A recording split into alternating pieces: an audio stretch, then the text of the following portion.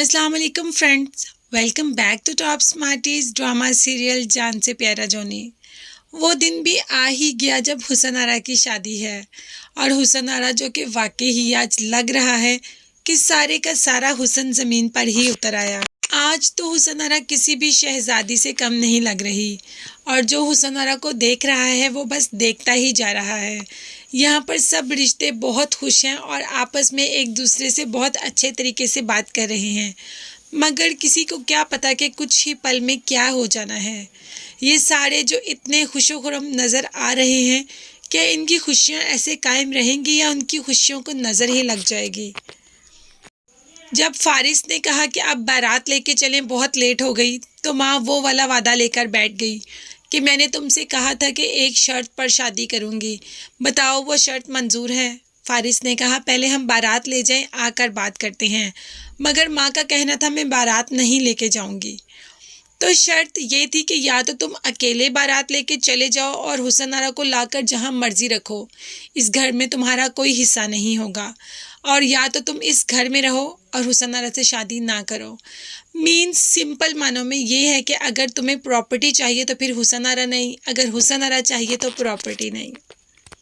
वहाँ अब तो हुसन आरा की माँ भी परेशान होना शुरू हो गई कि इतनी लेट हो गई, अभी तक बारात नहीं आई। सब जानते हैं कि हॉल का टाइम भी 10 बजे तक है और टाइम भी हॉल का ख़त्म होने वाला है। यहाँ पर फारिस बहुत कोशिश कर रहा है अपनी माँ को मनाने की, हर तरह से कोशिश कर रहा है, मगर माँ किसी तरीके से मानने को तैयार नहीं। फारिस ने कह भी दिया अगर आपने ये सब कुछ करना ही था तो आज के दिन ही क्यों। वो दुल्हन बनकर वहाँ पर मेरा इंतज़ार कर रही है और आप कह रही हैं कि बारात नहीं लेके जानी। इस सब के लिए आपने आज के दिन को क्यों मुंतहिब किया। जिस पर फारिस की माँ का कहना था कि जितनी घमंडी हुसन आरा है ना, उसके घमंड को तोड़ने के लिए इस दिन से बेहतर कोई दिन नहीं था।